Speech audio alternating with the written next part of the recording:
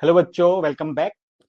Electrostatic potential and capacitance का lecture number 2, जिसमें हम वेरी शॉर्ट बोले तो 2 नंबर का क्वेश्चन और शॉर्ट आंसर टाइप बोले तो 3 नंबर के क्वेश्चंस को सॉल्व करने जाएंगे। ठीक है, जैसे प्रीवियस लेक्चर में हमने एमसीक्यू जितने भी आए थे वो सारे के सारे क्वेश्चन सॉल्व कर लिए थे।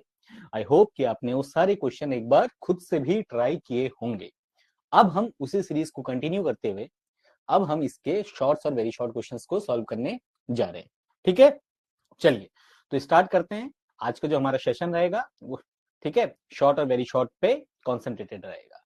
तो सबसे पहला क्वेश्चन बिना टाइम वेस्ट किए, क्वेश्चन नंबर 14 आपको जैसे कि आपके हैंडआउट में भी मिलेगा, तो एक बार पढ़ लेंगे। आप चाहें तो एक बार पॉज करके भी इसको पढ़ सकते हो, नहीं तो हम इसको यहाँ पे भी मैं आपको पढ़ा देता हूँ। ठीक है, क्वेश्चन क्या कहना चाहता है? क्वेश्चन कहना चाहता है two small solid metal balls A and B of radius R and 2r। हमेशा से मैं बोलता हूँ कि जो भी पॉइंट है, जो भी इंपॉर्टेंट पॉइंट्स है, क्वेश्चन पेपर में भी चाहे तो उनको मार्क करके रख लीजिएगा, क्योंकि देखो कुछ भी मिस हो जाए, लैंग्वेज मिस हो जाए, कुछ भी मिस हो जाए, कोई फर्क नहीं पड़ता, लेकिन जो इंपॉर्टेंट पार्ट है वो कभी भी मिस नहीं होना चाहिए। ठीक है, और उनकी चार्ज डेंसिटीज कितनी है बेटा? सिग्मा और 2 सिग्मा। दो बॉल है ए और बी, सिंपल सी भाषा में बोले तो उनकी चार्ज डेंसिटी क्या है? 2 सिग्मा और 3 सिग्मा है। केप्ट फार अपार्ट, दोनों दूर रखे गए हैं। Find the charge density on A and B after they connected by a conducting wire. ऐसे हम क्वेश्चन एमसीक्यू में बहुत सारे कर चुके हैं। बहुत सारे क्या कर चुके हैं? एक दो तो कर ही चुके हैं, जिसमें हमने देखा कि अगर किन्हीं भी दो वायर को कनेक्ट कर दिया जाए, किसी वायर से दो स्पेस को कनेक्ट कर दिया जाए वायर से, तो उनका क्या शेप हो जाता है? बट हम जानते हैं कि उनमें एक प्रॉपर्टी तो सेम हो जाती है, जिसको हम कहते हैं पोटेंशियल। क्यों हो जाती है सर पोटेंशियल सेम? हम जानते हैं कि पोटेंशियल क्या करेगा।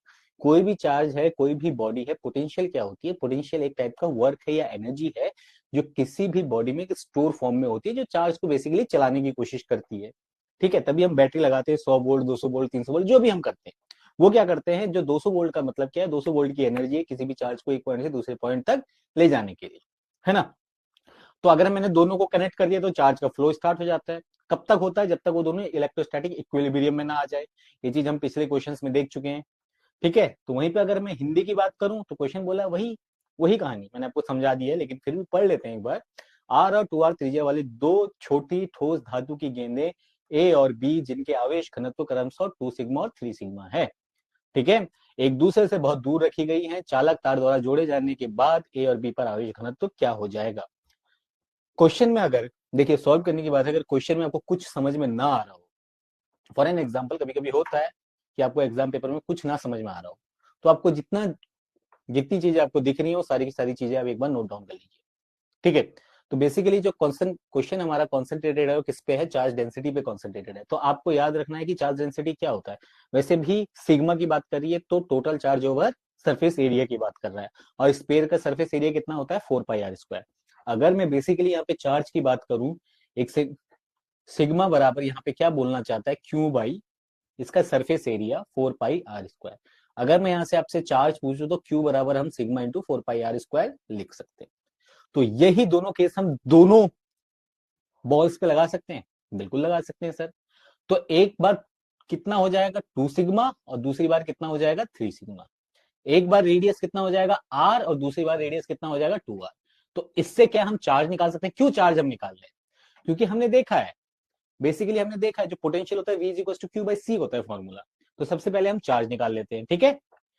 उसके बाद हमारा v सेम हो जाने वाला है, तो इसको यहाँ पे से हटा देते हैं, क्योंकि आपको सोल्यूशन में मिलेगा ये चीजें, यहाँ पे कंफ्यूज नहीं होना है। चलिए, तो हमारे पास charge on metal balls A and B.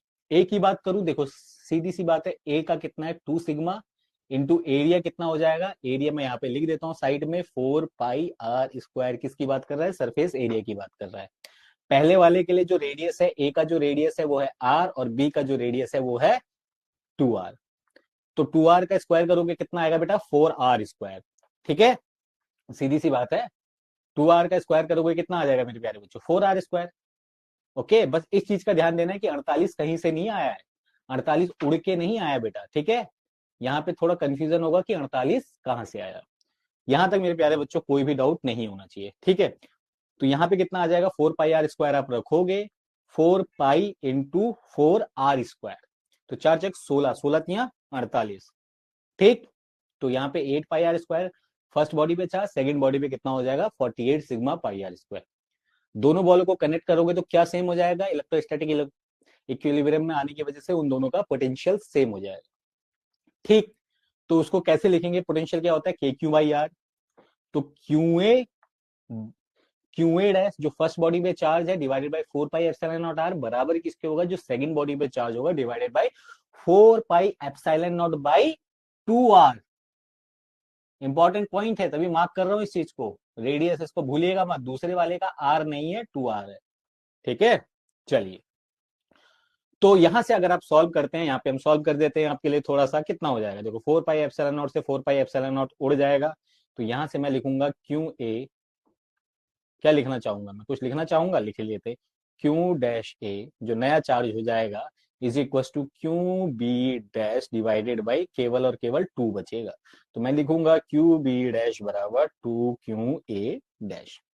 यानी जब उनको कनेक्ट कर दिया जाता है, जब पोटेंशियल सेम हो जाता है, तो जो बॉडी बी पे जो चार्ज होगा वो डबल होगा बॉडी ए पे। अब यहां पे देखो हमने जो पिछले क्वेश्चन किए थे उनमें क्या हो रहा था, चार्ज सेम आ रहा था बिकॉज रेडियस सेम था, रेडियस सेम था वहां पे।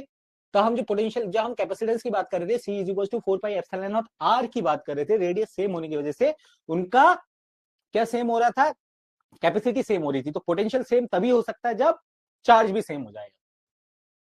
ठीक है, यहां पे रेडियस डिफर करने की वजह से चार्ज डिफर कर रहा है, बड़ा चार्ज अटका दिया उसने अपने अंदर। ठीक है, तो ये हमारे पास एक इक्वेशन बन गई। पूछा क्या है कि दोनों को जब कनेक्ट कर दिया जाए तो चार्ज का जो रेशियो होगा कितना होगा, यही तो है। अब पहले जो टोटल चार्ज था दोनों को मिला के, पहले जो टोटल चार्ज था दोनों को मिला को यहां से आप देखेंगे तो कितना आएगा, 8 और 48 56, कितना हो जाएगा इन दोनों को जोड़ के 56 सिग्मा पाई आर स्क्वायर हो जाएगा। बराबर कितना हो जाएगा, अब कितना हो जाएगा बराबर, ये बड़ा ध्यान देने वाली बात है, दोनों का बाद में, तो दोनों का बाद में कितना हो जाएगा, ए पे जो चार्ज है प्लस क्यू डैश बी पे जो चार्ज है ना। तो क्यू बी डैश कितना हो जाएगा, डबल ऑफ क्यू ए, यानी 3 क्यू ए डैश हो जाएगा, किसके बराबर 56 सिग्मा पाई आर स्क्वायर के बराबर। बहुत बढ़िया, तो क्यू ए डैश बराबर कितना हो जाएगा, 56 sigma pi R square divided by 3 A पे। इसका दुगुना कर देंगे तो बी पे आ जाएगा, तो इसका दुगुना कर दिया, 56 दूना 112 sigma pi R square divided by 3। बेहतरीन। तो फाइनल चार्ज डेंसिटी, अब हमें फाइनल चार्ज डेंसिटीज निकालनी है। तो ए पे कितना हो जाएगा, sigma by area of ball. ठीक है, तो यहां पे इसको थोड़ा सा सॉल्व कर लो। तो सिग्मा ए में लिख देता हूं Q A dash divided by area कितना मेरे प्यारे बच्चों, 4 पाई आर स्क्वायर ए का। तो कितना है, क्यू ए बराबर कितना है 56 गुणा sigma pi R square divided by 4 pi R square. बेहतरीन, पाई से पाई को उड़ा दो, आर स्क्वायर से आर स्क्वायर को उड़ा दो, 56 कितना हो जाएगा 14 आ जाएगा। बेहतरीन, 14 सिग्मा बच जाएगा। तो सिग्मा ए पे जो चार्ज डेंसिटी हो जाएगी 14 सिग्मा। ठीक, सेम ऐसे निकालोगे बी के लिए तो हो जाएगा 7 सिग्मा। अच्छा क्वेश्चन था, बेहतरीन क्वेश्चन था, पहले निकालना था फिर जोड़ना था फिर निकालना था। ठीक है, बेहतरीन क्वेश्चन था। चलिए, मुझे लगता है कि कोई भी डाउट नहीं रह गया होगा। क्वेश्चन नंबर 15 देख लेते हैं। सीबीएसई 2022 2023 दो बार पूछा गया है। ठीक है, दो बार क्या पूछा गया, ये क्वेश्चन मैंडेटरी होता है।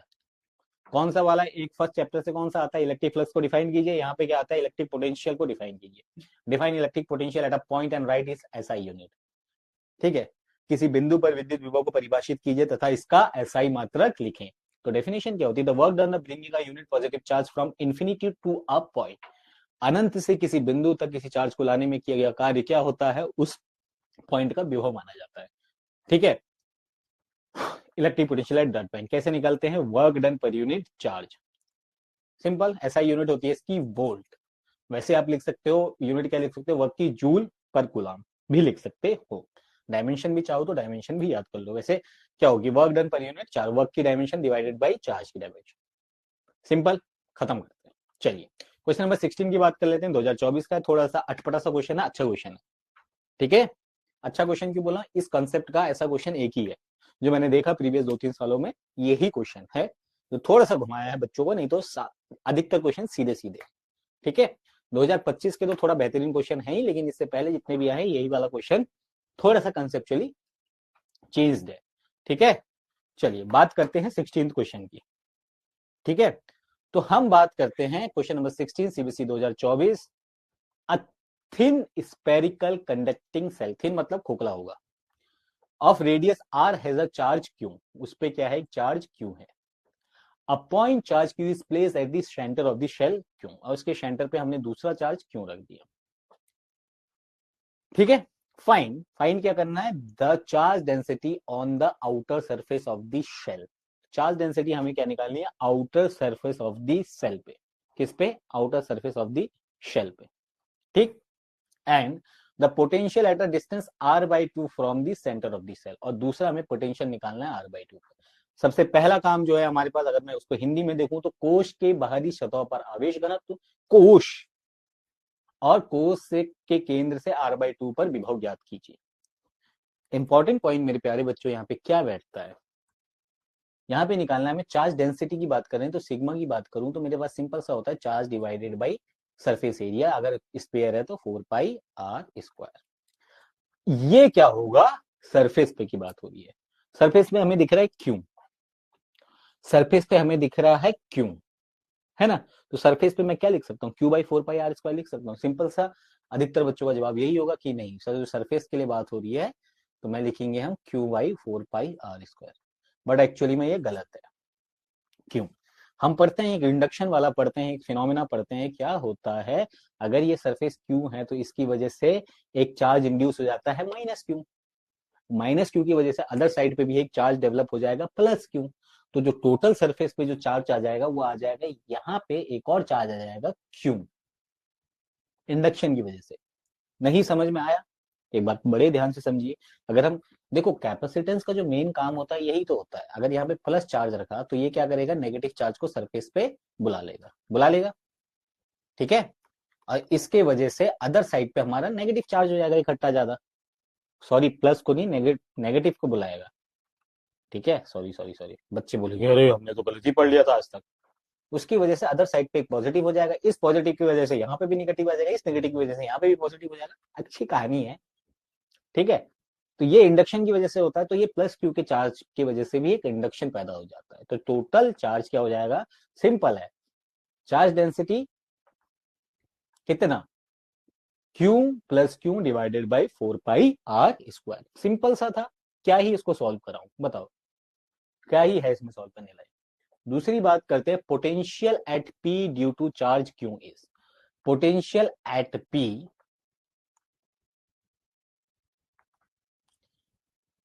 Due to charge Q is, अब potential at P due to charge Q is, अब इस P पॉइंट पे पोटेंशियल कितना होगा Q की वजह से।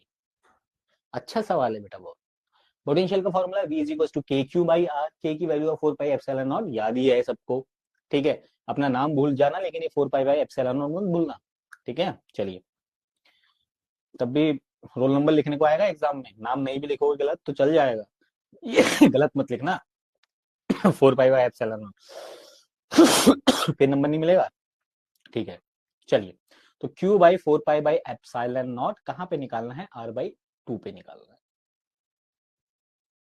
बिल्कुल बिल्कुल, कोई यहाँ पे तक डाउट है, बिल्कुल डाउट है यहाँ पे तक, बताइए।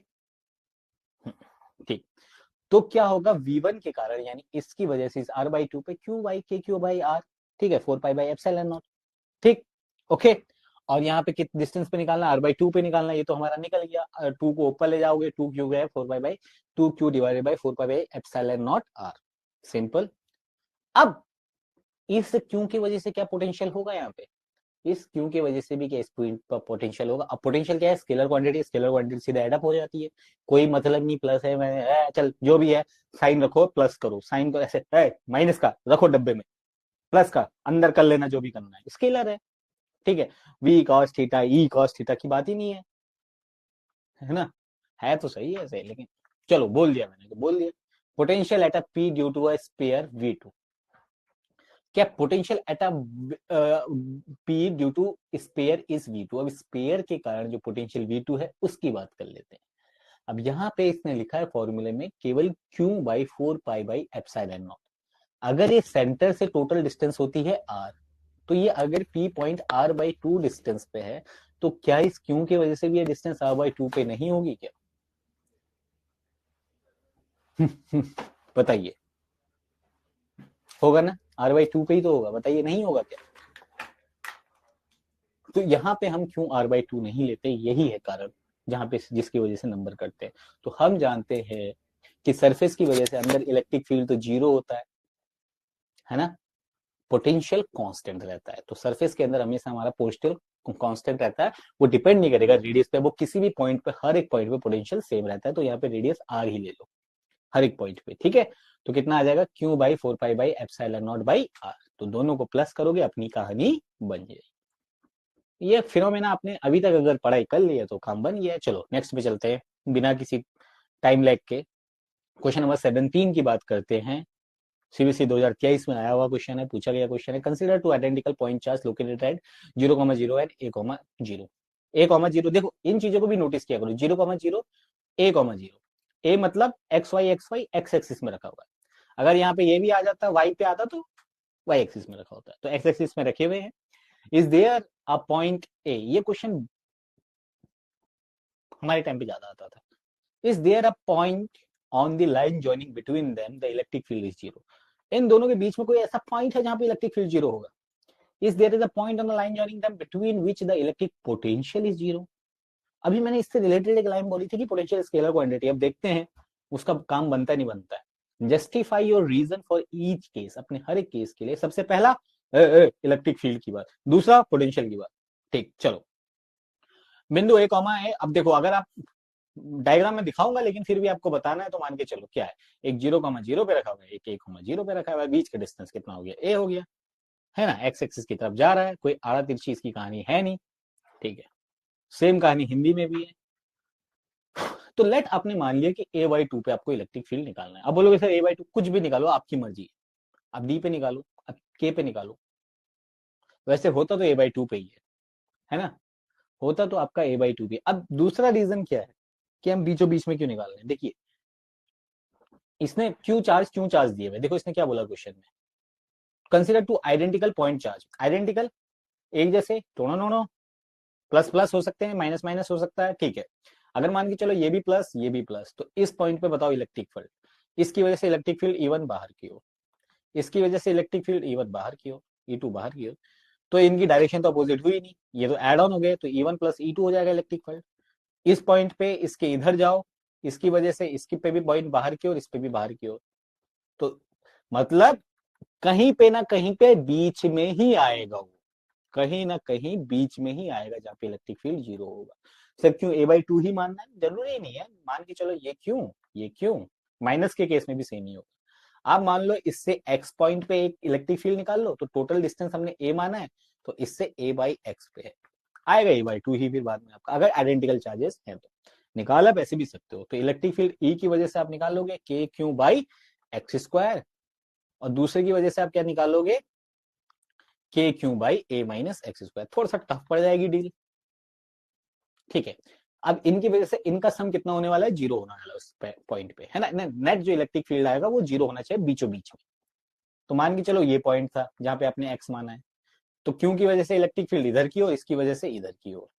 तो दोनों के डायरेक्शन अपोजिट, एक प्लस का एक नेगेटिव का। दोनों को माइनस करने पे यहाँ पे इलेक्ट्रिक फील्ड कितना हो जाना है, जीरो। जब दोनों बराबर होंगे तभी तो होगा।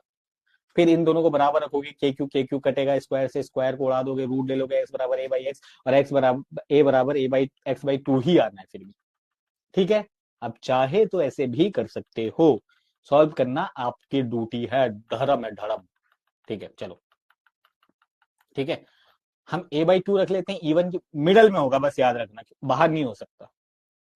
चलिए, KQ/a/2 का होल स्क्वायर, KQ/a/2 का होल स्क्वायर।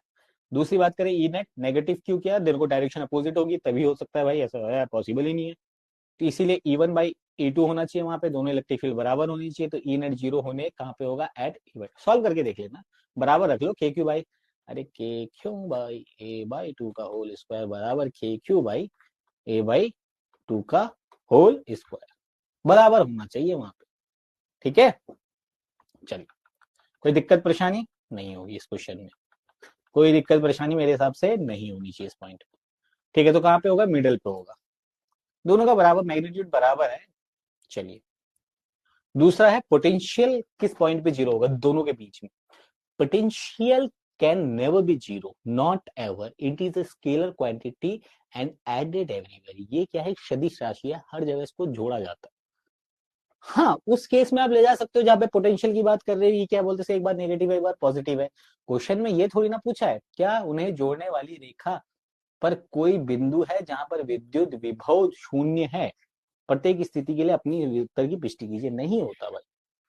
चलिए क्वेश्चन सेकंड पे चलते हैं, बात करते हैं क्वेश्चन नंबर 18 की। 18 सीबीएसई 2023 का क्वेश्चन है, two capacitor are connected in series. ऐसे ही क्वेश्चन है, हमने एमसीक्यू में किया है। सीरीज पे कैसे निकालते हैं, पैरेलल में कैसे निकालते हैं, फॉर्मूला मैंने लिखा दिया था वहां पे आप लोगों को। Two capacitor are connected in series, we have an expression for the equivalent capacitance of the combination. कैसे निकालोगे, किस में जुड़े हुए हैं, कनेक्टेड इन सीरीज। सीरीज के केस में क्या डिफरेंट होता है, पोटेंशियल डिफरेंट होता है, एक सिंपल सा ही तड़कता भड़कता, मान के चलो ये कैपेसिटर ये कैपेसिटर ये, इसके वहां पे पोटेंशियल V1 होगा, इसकी वजह से पोटेंशियल V होगा, टोटल कितना हो जाएगा V1 प्लस V2, निकाल लोगे Q/C1 Q/C2। अब ये तो बच्चों वाला खेल है ना। मैं एक आइडिया दे रहा था, आपको दिखाऊंगा अच्छे से डेरिवेशन को। सेम ही क्वेश्चन आइए, कैपेसिटर इन सीरीज V1 यहाँ पे V2, टोटल कितना हो जाएगा, टोटल Q, अब V1 और V2 कितना हो जाएगा, Q/C1 Q/C2। सर क्यों सेम हुआ, चार्ज तो सेम ही रहेगा मेरे, चार्ज कहाँ से, चार्ज कैसे अलग हो जाएगा, कम ज्यादा कैसे हो जाएगा भाई चार्ज, जब करंट अगर मैं फ्लो कराऊंगा तो चार्ज तो सेम ही लेके आएगा, दोनों से होके गुजरना पड़ेगा उसको, है ना। चल, तो यहाँ पे V की वजह से Q/CS, CS के यहाँ पे इक्विवेलेंट है series capacitance, Q/C1 net charge हर जगह बराबर होगा। तो याद रख सकते हो, देखो यहाँ पे हमारी चार्ज एक ऐसी प्रॉपर्टी जिसकी वजह से हम इस डेरिवेशन को डराइव कर सकते हैं। तो 1/CS इक्वल टू 1/C1, क्यों हमने उड़ा दिया। तो फिर इसके बाद सॉल्व करने के बाद हमारे पास जो लास्ट फॉर्मूला बचता है वो ये बचता है। एलसीएम वगैरह लेने के बाद नहीं है तो यहीं पे तक फॉर्मूला याद रखो। अगर दो सिस्टम है तो ये वाला फॉर्मूला बहुत इफेक्टिव होता है। ठीक है, एलसीएम वगैरह नहीं लेना पड़ता है। जैसे कहीं पे दे रखा है कैपेसिटर 2 है, दूसरे का 4 है, तो इसका अगर ये दोनों सीरीज में लगे तो कैपेसिटेंस बताओ, तो सीधे कर दो, 2 × 4 डिवाइडेड बाई 4+2। ठीक है, 8/6। अब नहीं तो वैसे करना पड़ेगा, 1/2 प्लस 1/4। एलसीएम डर सा लगता है ना। चलिए नेक्स्ट क्वेश्चन देख लेते हैं, बहुत इजी क्वेश्चन था सीबीएसई 2023 का, हमारे बच्चे तो बहुत आगे निकल चुके। क्वेश्चन नंबर 19 की बात करें, three charge -q + q -q are placed in equal distance on a straight line. एक स्ट्रेट लाइन खींची जाएगी, उसमें -q फिर +q फिर -q चार्ज रखा गया है in straight line. If the potential energy of system of the charge is 0, ओ u बराबर 0। कैसे कैसे ऐसा हो सकता है क्या? अभी तो आपने बोले थे सर बीच में कहीं पे 0 नहीं हो सकता, अभी मैंने बोला था ना ऐसा, मैंने बोला था, पहले मैंने बोला था, ऐसा क्यों हो रहा है, कॉन्ट्रडिक्शन क्यों हो रहा है। देखो, जिन बच्चों ने पढ़ रखा है उन बच्चों को कॉन्ट्रडिक्शन नहीं होता है, वो समझ जाते हैं कि क्या कर रहा है। जिनने नहीं पढ़ा वो बोले यार अभी तो पहले ध्यान से पढ़ते हैं अचानक से सर तुमने अपनी बात को कॉन्ट्रडिक्ट कर दिया तुमने। ऐसा भी होता है। टेंशन नॉट लो यार, कर रहे हैं अभी बस। ठीक है, चलिए, तो हम बात कर रहे हैं -q + q और -q रखे गए हैं। ठीक है, तो अब इक्वल डिस्टेंस पे एक्स एक्स ही मान लो, इन दोनों सबका पोटेंशियल कैसे निकालोगे, Q1 Q2/R प्लस, क्वेश्चन कराए हुए ऐसे एमसीक्यू में ही करा दिए थे, बाई आर, फिर इन दोनों का निकालोगे तो KQ1 Q2/2R या 2x, जो भी आप लिखोगे निकालोगे, यू की वैल्यू 0 रखोगे, फिर आपका रेशियो निकल जाएगा। बहुत सिंपल क्वेश्चन है, कैलकुलेशन कराने में नहीं आया, यहाँ पे कंसेप्ट समझाने आया हूं।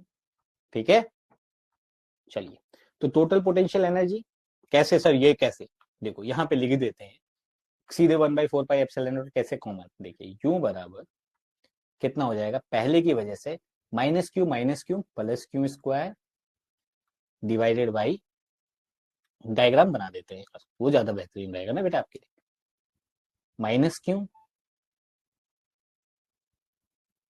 फिर q फिर माइनस, है सर ऐसे ही होगा सर, है ऐसे ही होगा सर। ठीक है, जैसे उसने दे रखा है बेटा वैसे ही तो होगा, बताओ, है ना? ठीक है, तो माइनस क्यों प्लस क्यों, अब डिस्टेंस चाहे आप कुछ भी मान लो, ठीक है, आपको नहीं मान लिया, ये ए मान लिया, ये भी ए मान लिया, इन दोनों की वजह से, फिर इन दोनों की वजह से, जैसे पहले किया, इन दोनों की वजह से नेगेटिव आएगा, फिर लास्ट में एक प्लस आ जाएगा क्यू की वजह से। ठीक, के सब में कॉमन आ जाएगा, के की वैल्यू यहाँ बाहर रख दी है, मैं ऐसे लिख देता हूँ, यू इज इक्वल टू के सब में कॉमन आ जाएगा, क्यू क्यू क्यू के क्यू वन क्यू टू, इसके लिए कितना हो जाएगा, क्यू इंटू माइनस क्यू, तो इसको माइनस के साइड ही लिख देते हैं, minus q q by r, इसके लिए हो जाएगा ए, दूसरा वाला भी ऐसे ही आएगा, इन दोनों के लिए भी ऐसा आएगा, माइनस ही लिख देते हैं, क्यू क्यू बाई ए, एक आएगा प्लस का, कौन सा, जब इसके लिए और इसके लिए निकालोगे, बट डिस्टेंस कितना हो जाएगा, क्यू स्क्वायर बाई 2, यही तो करना है बस, फिर लास्ट में यू की वैल्यू आपको 0 रख देनी है, फिर सॉल्व करोगे तो आपका रेशियो कितना आ जाएगा, q by q is equal to 1/4, simple था, यू की वैल्यू 0 रखोगे, 0 रखते ही जो मल्टीप्लाई है 1/4 पाई एप्सिलॉन नॉट, इधर मल्टीप्लाई में 0 के साथ जाएगा उधर, तो ये पूरा का पूरा धड़ासा ही हो जाएगा 0 पे, फिर इसको इधर लेके आए, ये प्लस का हो गया, ठीक है, ए से ए उड़ गया, उड़ गया, क्यू से ए क्यू उड़ गया, उड़ गया, क्यू बाई क्यू किया आपने, इस क्यू को फिर इधर लेके आए, 1/4 आपका आंसर आ गया, बात खत्म। चलिए क्वेश्चन नंबर सेकंड देखते हैं, क्वेश्चन नंबर 20 2023 का स्लैब वाला क्वेश्चन आ गया, मेरे को तो बहुत अच्छा लगता था, मेरे को तो याद थे पहले, two slab of dielectric constant 2k and k fill in space between them, दो क्या है आपके पास, टू स्लैब्स हैं आपके पास, dielectric constant 2k and k है इनका, fill the space between the plates of parallel plate capacitor, plate area A and the plate separation is D, दोनों के बीच में जो प्लेट का सेपरेशन है डी है, उनके बीच में के डाल दिया और एक 2k डाल दिया, ये जो भी होगा के फॉर से करण होता है मेरा नाम, ठीक है, shown in figure, find the expression for the capacitance of the system, capacitance of the system, Hindi में बोलेंगे, हिंदी में बात करें, चलो शुद्ध हिंदी में भी क्वेश्चन पढ़ लेते हैं, 2k एंड k प्रवर्धितांक वाले दो स्लैब प्लेट क्षेत्रफल a और प्लेट पृथक्करण d वाले एक समांतर प्लेट संधारित्र की प्लेटों के बीच के स्थान को भरते हैं, जैसा कि चित्र में दिखाया गया, निकाय की धारिता के लिए व्यंजक ज्ञात कीजिए, क्या करोगे, कुछ दिमाग में खनक तक कर, मतलब छोड़ो अभी सोल्यूशन नहीं देखना है, कुछ बच्चों को आता होगा लेकिन कुछ बच्चों को नहीं आता होगा, अगर क्वेश्चन ऐसा आ गया और कुछ भी दिमाग में नहीं आ रहा है, कुछ भी दिमाग में नहीं आ रहा है, तो क्या करोगे, ठीक है, तो बताइएगा, क्या मतलब कैसे दिमाग लगाओगे, एक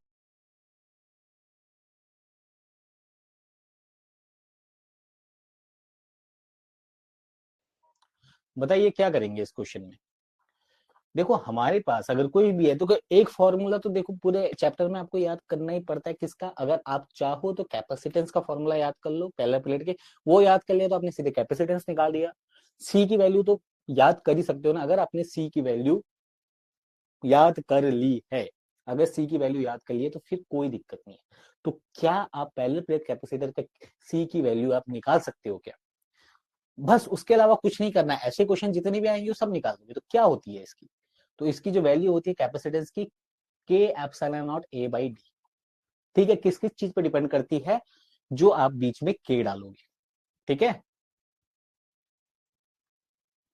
ठीक है, उनके बीच में जो के डालोगे, ओके, उस पर डिपेंड कर रही है, अब आपने क्या कर दिया, दो के ला दिया, दो के ला दिया, वो डाल दिए उसमें, यानी दो अलग अलग आपने क्या कर दिया उसके बीच में, अब कैपेसिटर को डिवाइड कर चुके हो, तो यहाँ पे क्या केस बनता है कि यहाँ पे जो कैपेसिटर है आपका डिवाइड हो चुका है किसमें, दो कैपेसिटर्स में, अब बोलोगे सर ऐसे कैसे हो जाता है, यही तो, अब क्यों डाल दो आपकी 2k और k वाला, नहीं तो रहने दो, एक ही को रहने दो, एक ही डाल दो ना स्लैब, है ना, तो आपका जो नॉर्मल फॉर्मूला है कितना, c इज इक्वल टू के epsilon naught A by D, ठीक है, अगर आप बीच में एक स्लैब डाल देते हो तो क्या होगा इससे, ये सीरीज में हो जाएगा पैरेलल में हो जाएगा, सवाल ये भी है, हर एक सवाल इंपॉर्टेंट है, अगर जिसने नहीं पढ़ा है, समझ रहे हो, तो हमारी बात किसकी होगी इसकी, अभी ये फॉर्मूला मैंने कराया था, सीरीज के केस में पैरेलल रेजिस्टेंस वाला चिपका के लगा दो, C1 C2 by C1 plus C2, पहले वाले के लिए जो D रहेगा D बाई 3 पे है,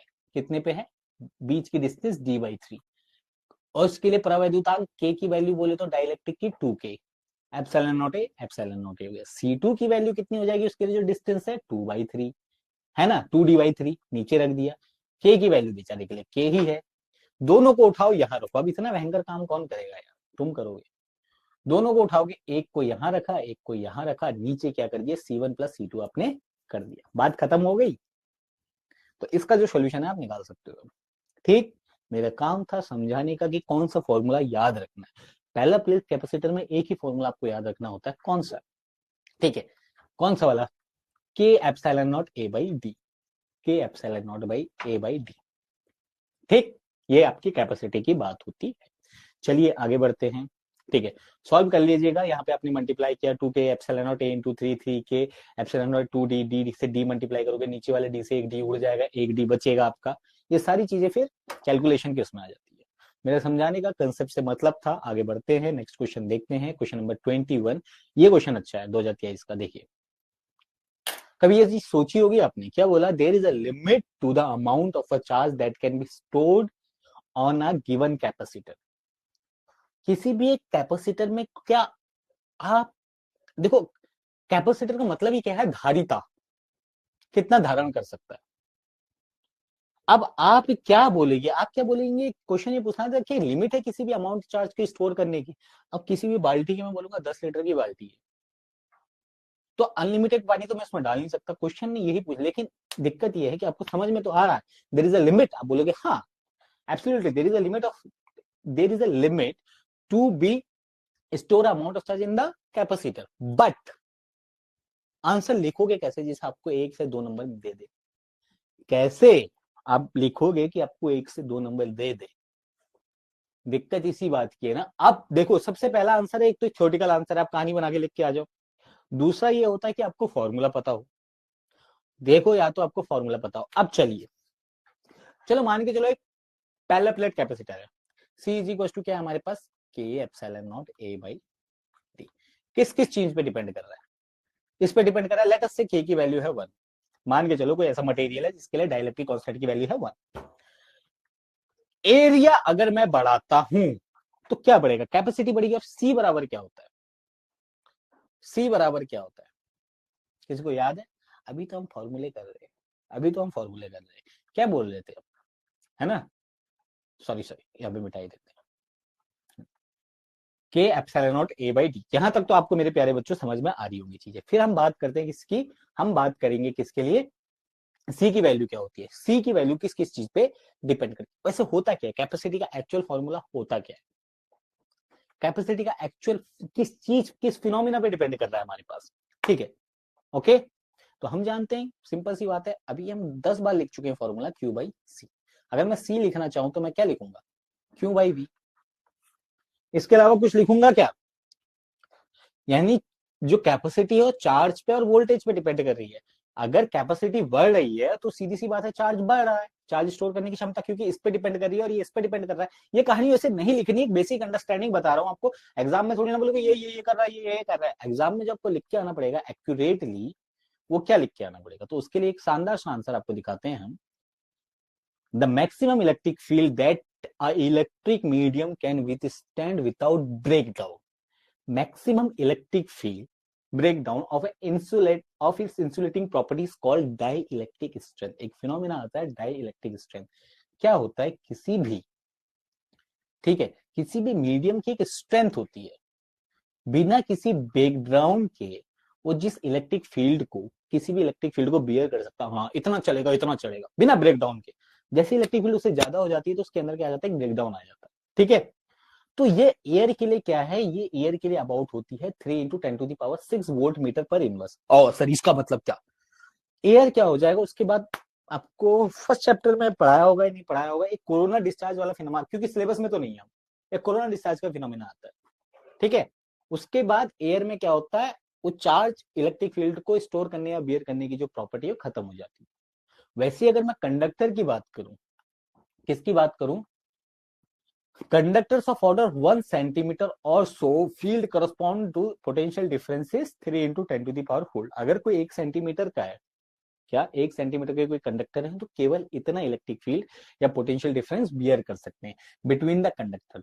दस for a capacitor to store a large amount of charge without leaking, its capacity should be high enough so that potential difference and hence the electric field not exceed the breakdown limit। ठीक है, और इसका मतलब हो गया put differently there is a limit to amount of charge that can be stored on a given capacitor without significant leaking. क्या होगा उससे ज्यादा अगर चार्ज दोगे तो कहाँ जाएगा वो चार्ज, ये भी तो सवाल है। वो चार्ज लीक करने लगेगा, तो आपको एक सिग्निफिकेंट अमाउंट में देना पड़ेगा कि वो अपनी लिमिट को ब्रेक। अरे सीधी सी बात है, मैं सीधी सी बात करूं, सीधी सी बात है कि अगर पानी, अगर मैं बात करूं किस चीज की, पानी, अगर पानी का जो बाल्टी में स्टोर करने की बात है, अगर पानी जब जितना बढ़ाते जाओगे तो क्या होगा, कुछ देर के बाद वो पानी लीक करने लगेगा। सेम है, अगर कैपेसिटर में या किसी भी कंडक्टर में इलेक्ट्रिक फील्ड बढ़ने लगेगा, चार्ज बढ़ने लगेगा, तो वो भी थोड़ी देर के बाद लीक होने लगेगा, एयर में लीक होने लगेगा। एक सिंपल सा, ऐसा नहीं है कि पानी की तरह बह रहा है, चिड़चिड़ चिड़चिड़ तारों को चिड़चिड़ करते हुए आपने देखा होगा। तो यही क्वेश्चन आपसे पूछा गया था। इसका पार्ट 2 की बात करें, पार्ट 2 में पूछा था, इंग्लिश में ही बात करते हैं, ठीक है। A capacitor is charged by a battery to a potential difference P. एक कैपेसिटर को पोटेंशियल डिफरेंस V तक चार्ज किया, it is disconnected from a battery and connected across another identical uncharge capacitor.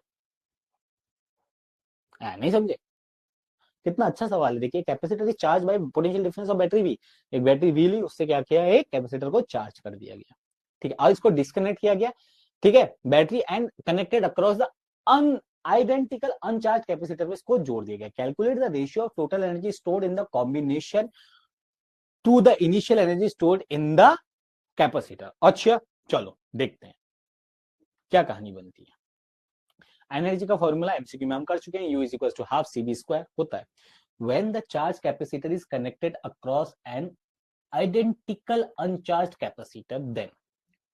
अब मैं चार्ज कैपेसिटर को उठाऊंगा, दूसरे अनचार्ज capacitor, एक भरी हुई बाल्टी को दूसरे बाल्टी के कांटेक्ट में रख दूंगा, तो क्या हो गया, दोनों का क्या हो जाएगा, दोनों का क्या हो जाएगा, स्टोर करने की क्षमता बढ़ जाएगी।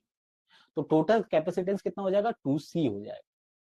तो पोटेंशियल कितना हो जाएगा, Q बाई 2C हो जाएगा पोटेंशियल, ठीक है। और Q बराबर CB, ठीक है, Q बराबर हमारे पास CB बाई 2C, तो पोटेंशियल कितना हो जाएगा, आधा हो जाएगा।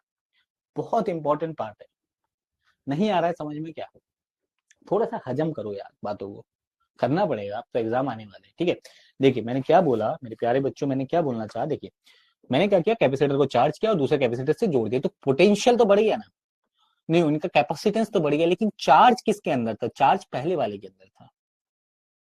अब वो जो पानी पहले वाले के अंदर था वो दूसरे वाले में भी डालोगे, है ना, तो पोटेंशियल क्या हो जाएगा, आधा हो जाएगा, B/2, ये फॉर्मूला बोल रहा है फाइनल पोटेंशियल, ठीक है। तो final energy of the system कितनी हो जाएगी, half CV square, CV square होता है हाफ CV स्क्वायर, C कितना हो जाएगा 2C, और V कितना हो जाएगा आधा। पोटेंशियल कैपेसिटेंस बढ़ जाएगा, पोटेंशियल हो जाएगा आधा, तो इसको सॉल्व करोगे तो आएगा 1/4 CV स्क्वायर, ठीक है। तो therefore initially half CV square, बाद में 1/4 CV स्क्वायर, तो यानी लगभग लगभग आधा ही हो चुका है फाइनली।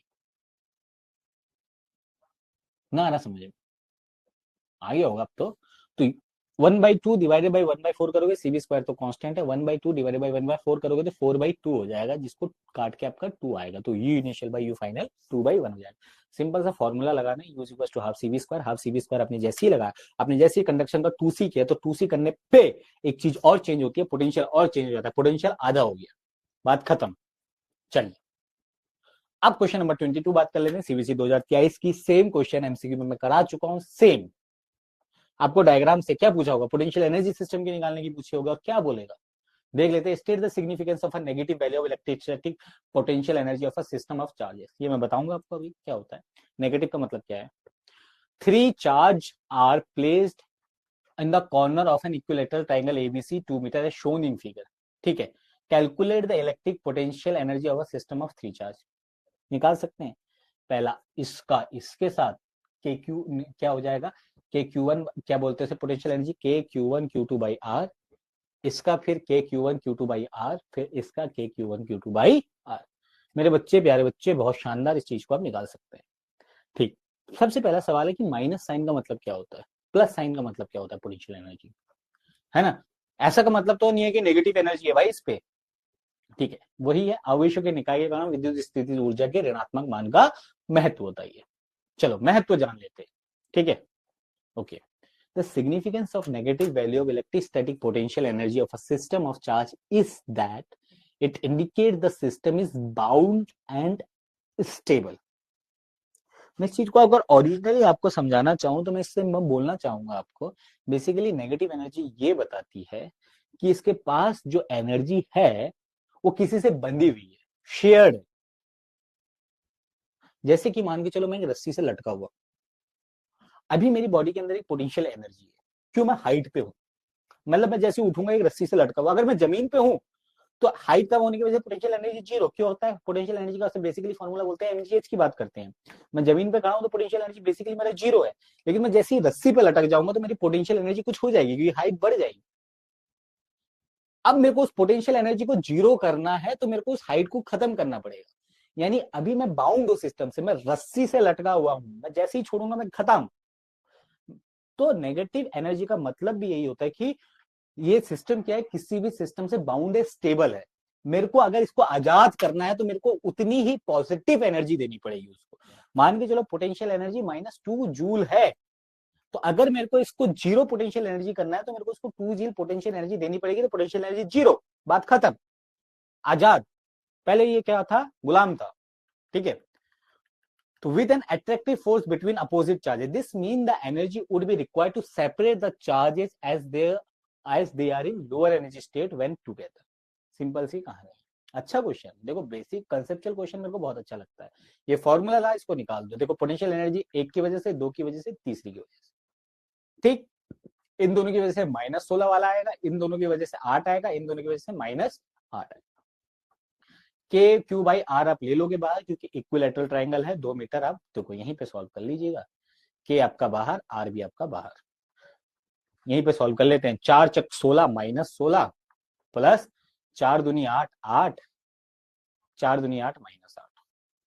के की वैल्यू 1/4πε0, आपकी वैल्यू, इक्विलेटरल ट्राइंगल है, 2 मीटर की दूरी है, ठीक है। -8 8 करिए, -16, ये हो गया कितना, 2 × 8 = 16, तो -8 के, बात खत्म, ठीक है। अब ये कर सकते हैं मेरे प्यारे बच्चे, है ना, इसमें कोई भी डाउट नहीं होना चाहिए बेटा, ये बहुत इजी क्वेश्चन होता है, ठीक है, ओके। फिर आप -8 के 1/4πε0, देखो ये मैंने ऐसे ही बताया, क्या पता कैलकुलेशन करते समय कुछ ऊपर नीचे हो जाए, नहीं होगा वैसे बेसिकली, ठीक है, लेकिन फिर भी नहीं होगा, फिर भी मैं ऐसे बता रहा हूँ कि कितना इजीली आप फटाक से निकाल, कैसे हो जाएगा यार, 4 दूनी 8, 4 × 16, 4 दूनी 8, माइनस का, 4 × 16 माइनस का, और एक प्लस का, ठीक है, इतना ही होगा। के की वैल्यू रखो 1/4πε0, 4 से 4 दूनी 2 टाइम्स कटेगा, ठीक है, 4 से 2 टाइम कटेगा, हाँ इतना ही होगा, या 9 × 10⁻9 रख लेना। चलो आंसर निकाल लेना, इसका जो लास्ट में सोल्यूशन आएगा आपको मिल जाएगा, यानी इसका आंसर माइनस में आएगा, -7.2 जूल कंप्लीट इसका आंसर आएगा। क्वेश्चन नंबर 23 की ओर उठते हैं, सैंपल क्वेश्चन पेपर 2024 का देख लेते हैं। Find the expression for the capacitance of parallel plate capacitor of plate area and A and separation D when the dielectric slab of thickness T and a metallic slab of thickness T where T is less than D are introduced 1/1 between the plates of the capacitor, in which case will the capacitance be more and why। पहले plate capacitance क्या होता है, अभी बताया था, क्या होता है, क्या होता है, क्या बोला था, के एप्सिलॉन नॉट बाई डी। देखो चाहे तो अगर जो बच्चे ने पढ़ रखा है ना उसको यहीं से पता है, अगर ये लास्ट वाले का सवाल ना, in which case would the capacitance be more and why, ठीक है, सीधी सी बात है, वो एक एक करके डाल लें, बोला नहीं है कि कोई डिस्टेंस आपका कोई अलग है, सेम थिकनेस के डाल लें, ठीक है, ओके। तो देखिए हिंदी में भी सेम है, प्लेट क्षेत्रफल है, सामान्य सा क्वेश्चन है, पढ़ लीजिएगा, बात तो मैं हिंदी में ही कर रहा हूं आपसे, है ना। देखिए अरेंजमेंट क्या है, ये देखिए, एक के आपको डाल दिया, के थिकनेस, के डाइलेक्ट्रिक कांस्टेंट का बीच में डाल दिया, टी थिकनेस, ये सारी चीजें आप जानते हैं, let X and Y with the two parallel, ये पढ़ लीजिएगा, सिंपल सी बात है, क्या कहा आपने, के कैपेसिटेंस को बीच में डाल दिया, ठीक है, ओके। अब इस वजह से क्या हो जाता है, therefore the electric intensity in the air between the plates, अब जो हवा बची, हवा कितने डिस्टेंस पे बचेगी बेटा, D-T पे बचेगी, और टी पे हमारा क्या रहेगा, केवल और केवल डाइलेक्ट्रिक रहेगा, तो एप्सिलॉन नॉट ई की बात करें, जो इलेक्ट्रिक फील्ड की बात करें, सबसे पहले इलेक्ट्रिक फील्ड की बात कर लो, करना पड़ेगा, तो Q by epsilon not into A, epsilon naught की बात करें अब, the electric field intensity of dielectric shift के लिए बात कर लें तो E बराबर Q divided by K epsilon not into A। के आ गया इस केस में, अगर खाली एयर की बात करें E नॉट तो Q divided by epsilon naught A है, सीधी सी बात है। ठीक है, वही कहानी, the electric field between the plate and distance T is E not and the electric field at distance D minus T is E। वही चीजें है यार, ठीक है, वो सारी चीजें मैं बता रहा हूँ आपको, ठीक है, ओके।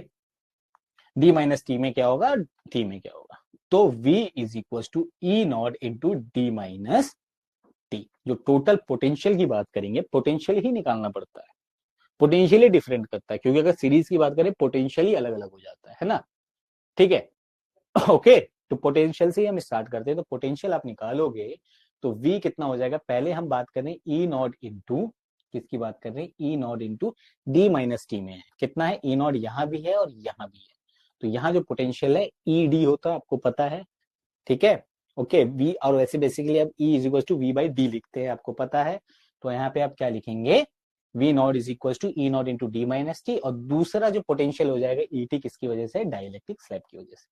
वैल्यू रख लेंगे ई नॉट की, अभी जो हमने निकाली Q divided by epsilon naught A into D minus T, और दूसरे में टी। फिर जो आपको एलसीएम वगैरह लेना है, कहानी आपको करनी है, तो आपकी वैल्यू वी की आएगी फाइनली। बी के आने के बाद आप क्या करेंगे, V की आने के बाद आप क्या करेंगे, आपको अगर कैपेसिटेंस थी तो C is equal to Q by E करते ही आपका सोल्यूशन निकल जाएगा। क्या आता है ये फॉर्मूला, इंपॉर्टेंट है, क्या है ये फॉर्मूला आपका, इंपॉर्टेंट है, C is equal to epsilon naught A divided by D minus T plus T by K. Important है, कैसे, देखो फॉर्मूले में अगर आपका T, अगर कोई थिकनेस T को हटा देते हो, T जीरो कर देते हो, ठीक है, यानी K को हटा देते हो, तो वही फॉर्मूला निकल के epsilon naught A by D, ठीक, चलिए, ओके। फॉर मेटेलिक स्लैब के लिए क्या हो जाएगा, फॉर मेटेलिक स्लैब के is infinite large, metallic slab के लिए के की वैल्यू बहुत बड़ी होती है, ठीक है, मेटेलिक स्लैब के लिए, तो यहाँ पे क्या हो जाता है, C is equal to epsilon naught A divided by T minus K. Sir इसका मतलब क्या होगा, यहाँ पे जब के की वैल्यू बहुत बड़ी हो जाएगी, जब उसको टी से डिवाइड करोगे, यानी टी की वैल्यू मान के चलो 1 सेंटीमीटर, और उसको 1 करोड़ से डिवाइड करोगे तो वैल्यू नेग्लेजेबल मानी जाएगी, 0.00, तो उसको नेग्लेजेबल करते ही हमारा कहानी ये बन जाएगी, ठीक है। चलो क्वेश्चन नंबर 24 देखेंगे, जिसकी बात मैं पहले कर रहा था, मैंने कहा है एमसीक्यू में, the equipotential surface for an electric dipole, electric dipole, two identical positive charge place near to each other. चलिए, क्या मतलब, क्या क्या ये पॉजिटिव चार्ज, ये पॉजिटिव चार्ज, इसकी वजह से आप क्या चाहते हो कि इक्विपोटेंशियल सरफेस कट करेंगे, यही देखना है। इक्विपोटेंशियल सरफेस की प्रॉपर्टी होती है कि नेवर इंटरसेक्ट ईच अदर, यही आपको देखना है यहाँ पे, ठीक है, ठीक है। बी इसका पार्ट है, in a parallel plate capacitor with an air between the plates when plates has an area of इतना, ठीक है, प्लेट का एरिया कितना है, इतना, and the separation of the plate is 3 millimetre. अब प्लेट का जो सेपरेशन, अरे यार देखो कितना है, एरिया दिया है, प्लेट का सेपरेशन दिया है, calculate the capacitance of the capacitor, formula से होगा direct. If the capacitor is connected to 100 volt, well what should be the charge on each plate, Q निकालना है। उसके बाद how would the charge of the plate be affected if a 3 millimeter thick mica sheet, यानी के डाल दिया, सारी चीजें करेंगे। सबसे अच्छा क्वेश्चन बन सकता है, अच्छा क्वेश्चन नहीं, सबसे लेंथी क्वेश्चन न्यूमेरिकल वाइज यही है, इसमें सब कुछ कवर है पहले प्लेट कैपेसिटर के। जब आप के डाल देते हो, जब आपको चार्ज कैलकुलेट करना है, ये क्वेश्चन लगा लेना बेटा एक बार, वो जितने टाइप से अरेंज कर सकता है वो सारा टाइप है इसमें। सबसे पहले हम पोटेंशियल देखेंगे, ठीक है, एक विद्युत द्विध्रुव के कारण, चलिए आइए, ये है पॉजिटिव चार्ज, नेगेटिव जो भी है, ठीक है, डाइपोल की वजह से एक पॉजिटिव चार्ज एक नेगेटिव चार्ज है, उनकी वजह से हमारा इक्विपोटेंशियल सरफेस हमने बना दिए, गोले गोले गोले, छू छू छू छू, कैसे बने, पोटेंशियल, पॉजिटिव चार्ज बाहर को निकल रहा है, इलेक्ट्रिक फील्ड, तो सेम डिस्टेंस पे मान के चलो 2-2 सेंटीमीटर पे आपने जहां पे काट दिया इनको, तो ये बन गया इक्विपोटेंशियल सर्विस, ये बन गया equipotential service, electric field lines नहीं है, लेकिन पॉजिटिव चार्ज अगर आसपास रखे हुए हैं दोनों सेम, तो इस टाइप से बनता है, ठीक है, याद रखना, एक दूसरे को इंटरसेक्ट ना करते बाबा, इंटरसेक्ट ना करते मत बना देना, ठीक है, ऐसा नहीं कि ओवरलैप करा दो, पॉजिटिव ये यहां बन गया, ये यहां बन गया, ऐसा काट नहीं सकते, ठीक है। चलिए, और दूसरा क्वेश्चन अब देखते हैं, ठीक, आंसर की बात करते हैं, दूसरे क्वेश्चन की आंसर की बात करते हैं। ए दिया है, डी दिया है, ठीक, कैपेसिटेंस पहला प्लेट का epsilon naught A by D, जब तक के नहीं है। सिंपल सी बात है, epsilon naught A by D, अभी हम 3 बार से फॉर्मूला देखते आ रहे हैं। Epsilon naught A by D, रटो रटो रटो, epsilon naught A by D, epsilon naught A by D, epsilon naught A by D, epsilon naught A by D. Simple सा वैल्यू पुट करनी है। एप्सिलॉन नॉट की वैल्यू कितनी होती है? 8.85 into 10 to the power minus 12। नहीं याद रहेगी तो आपको एग्जाम पेपर में, फर्स्ट पेपर में मिलेगी एप्सिलॉन नॉट की वैल्यू। देख लेना ध्यान से, एप्सिलॉन नॉट की वैल्यू है या किसी और की वैल्यू की, केवल एप्सिलॉन नॉट की वैल्यू है। ठीक है बच्चों, एप्सिलॉन नॉट की देख लेना है, एप्सिलॉन नॉट की वैल्यू है, खाली एप्सिलॉन नॉट की वैल्यू पुट करो। ए की वैल्यू है 6 into 10 to the power minus 3, D की वैल्यू है divided by 3 millimeter, 3 millimeter, meter में चेंज करोगे -3, बस रखो, बात खत्म करो, कैपेसिटेंस आ गया 17.7 गुना 10 की घात -12 फैरेड, बात खत्म। Charge Q is equal to C में, मेरे प्यारे बच्चों बताओ कोई दिक्कत है इसमें? सी की वैल्यू आपके पास है, पोटेंशियल क्या है जब आपने 100 से कनेक्ट किया क्वेश्चन में, देखो सीधा सीधा क्वेश्चन है, मैं क्या लिख के कराऊं इसको अब, तो इसी कैपेसिटेंस को 100 से मल्टीप्लाई कर दो, ये 2 हट जाएंगे, -10 आ जाएगा। ठीक है, फिर न्यू चार्ज पूछ रहे, जब माइका शीट डाल दो तो कैसे निकालेंगे, तो new charge Q dash is equal to K Q हो जाएगा आपका, के इंटू जो चार्ज पुराना था उसमें के की मल्टीप्लाई कर दो, क्या होगा, चार्ज इंड्यूस हो जाएगा, बात खत्म हो जाएगी। सिंपल सी कहानी है, कुछ था इस क्वेश्चन में? कुछ नहीं था, एक फॉर्मूला याद था, बात खत्म। चलिए, टाइम वेस्ट क्यों करना है, सॉल्व आप जरूर करना।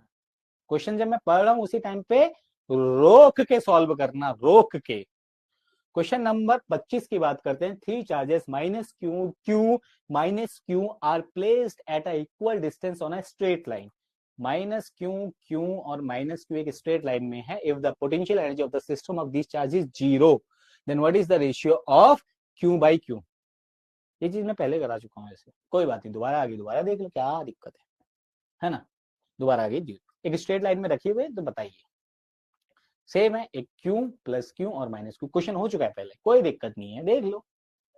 इन दोनों की वजह से पोटेंशियल एनर्जी, प्लस फिर इन दोनों की वजह से, फिर पूरा सिस्टम की वजह से पोटेंशियल एनर्जी, दिया बना देता हूं मैं, बार बार निकालो, U की वैल्यू 0 रखो और Q बाई Q 1/4 आपके वैल्यू आ जाए। पहले देख लिया है हमने, ठीक है, कोई दिक्कत नहीं, अगर आप बोलते हो तो हम करा भी देंगे इसको, कोई दिक्कत नहीं है, हो जाएगा ये। ठीक है, बता दिया मैंने, U इज इक्वल टू कितना हो जाएगा, K Q1 Q2 by R।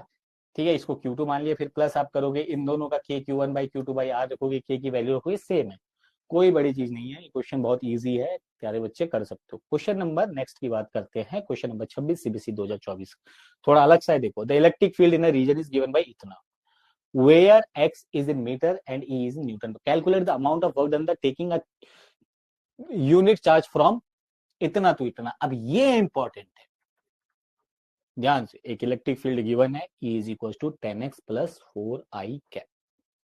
I cap का क्या मतलब होता है, मेरा अब काम कंसेप्ट समझाने का, कैलकुलेशन नहीं कराने का।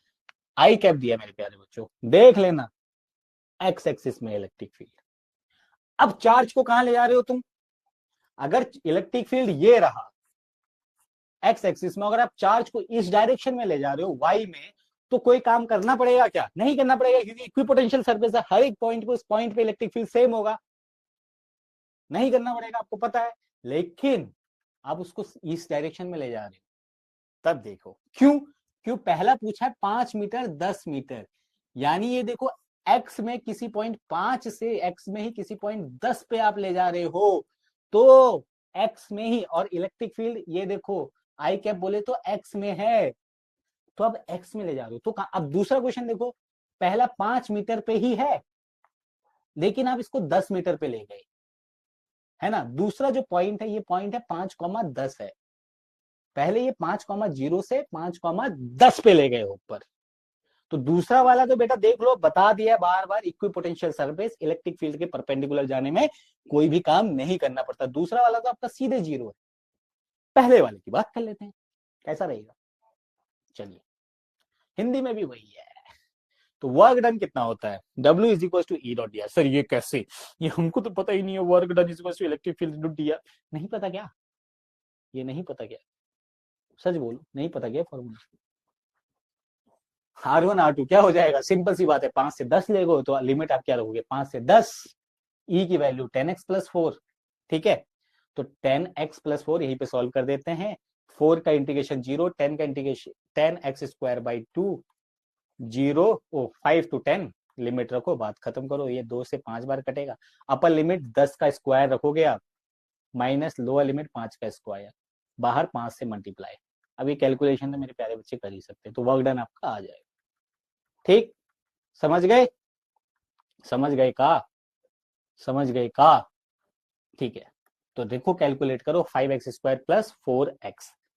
ए अच्छा, सॉरी सॉरी सॉरी, मैंने डिफरेंशिएशन कर दिया। हाँ बेटा, कहीं गलती ना कर देना, मैंने सॉरी बेटा, सॉरी सॉरी सॉरी यार, गलती ना कर देना कहीं, मैंने डिफरेंशिएशन कर दिया था।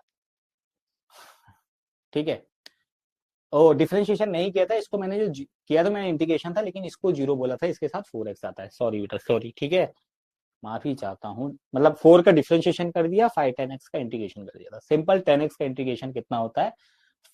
10x का इंटीग्रेशन आपका होता है कितना? 10x²/2। इससे ये कटेगा तो 5 आएगा। ठीक, अगर 4 के साथ कुछ नहीं है तो इसका हो जाएगा 4x। फिर आपने लिमिट रखनी है, जो भी तिकड़म लगानी है, आंसर आएगा 345 जूल। 5 से 10 ले जाने में मैंने आपको बता दिया, वर्कडन कुछ नहीं करना पड़ेगा, क्योंकि आप इक्विपोटेंशियल सरफेस पे जा रहे हो। लेकिन एग्जाम्पल पे, एग्जाम में कैसे लिख के आना यही इंपॉर्टेंट है, लिखना पड़ेगा। Since the electric field has no y component, so the work done to moving along the y direction perpendicular to E is 0। ये आपको एग्जाम पे मेरे प्यारे बच्चों लिख के आना पड़ेगा। ठीक, तो ये आपका लेक्चर 2 खत्म होता है। इसका अब हम बात करेंगे लॉन्ग और क्वेस्ट बेस्ड की। तो थैंक यू सो मच, पढ़ाई कीजिए आराम से। Bye bye, have a nice day.